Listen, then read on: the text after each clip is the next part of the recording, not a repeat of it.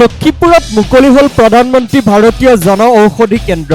গোৱালপাৰাৰ লক্ষীপুৰ মহকুমা অসামৰিক চিকিৎসালয়ৰ চৌহদত আজি চিকিৎসা সুৰক্ষাৰ ক্ষেত্ৰত এক গুৰুত্বপূৰ্ণ পদক্ষেপ গ্ৰহণ কৰি মুকলি কৰা হয় প্ৰধানমন্ত্ৰী ভাৰতীয় জন ঔষধি কেন্দ্ৰ।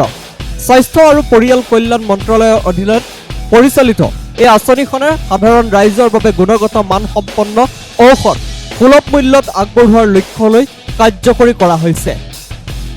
এই কেন্দ্ৰত 50ৰ পৰা 80% ৰেহাইৰ দৰত 2000তকৈ অধিক প্ৰকাৰৰ ঔষধ, ইনজেকশ্যন, ভিটামিন, চিকিৎসা সামগ্ৰী আদি উপলব্ধ হ'ব।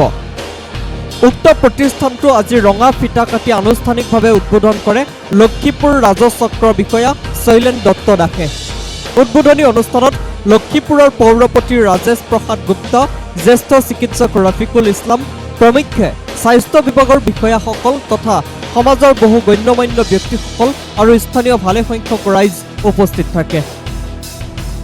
আসলতে আমাৰ ভাৰতৰ যিগৰাকী প্ৰধানমন্ত্ৰী মাননীয় নৰেন্দ্ৰ মোদী ডাঙৰীয়া চিন্তা কৰিছিল যে মানুহৰ টকাৰ অভাৱত ঔষধ কিনিব নোৱাৰি যাতে মৃত্যুবৰণ নকৰে, সেইকাৰণে তেখেতে প্ৰধানমন্ত্ৰী ভাৰতীয় জন ঔষধি কেন্দ্ৰ স্থাপনেৰে দুখীয়া ৰাইজৰ মাজত আপ টু 80% লৈকে ডিছকাউণ্ট দি মানুহক ঔষধ দি আছে, ঔষধৰ ব্যৱস্থা কৰিছে। তাৰে আমি লক্ষীপুৰ DPSC কেম্পাছত আজি শুভ উদ্বোধনী কৰিলোঁ আৰু এইটো ৰাইজৰ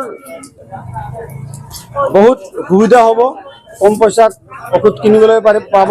তাৰ কাৰণে ইয়াত সকলো ধৰণৰ ঔষধ উপলব্ধ আছে আৰু আমি ৰাইজক 24 ঘণ্টাই এইটো ছাৰ্ভিচ দি যাম আৰু আপোনালোকৰ সহযোগ কামনা কৰিছোঁ। আৰু বহুত ঔষধ আছে, এনেকুৱা ঔষধ মানুহে কণ্টিনিউ খাই থাকিব লাগে। আৰু এইটো ঔষধ 80% লৈকে ডিছকাউণ্ট পাই যাব। নাই, একো ডকুমেণ্ট জমা দিব নালাগে, ডক্টৰৰ প্ৰেছক্ৰিপশ্যন লৈ আহিব, আমি ঔষধ চাৰ্ভ কৰি দিম।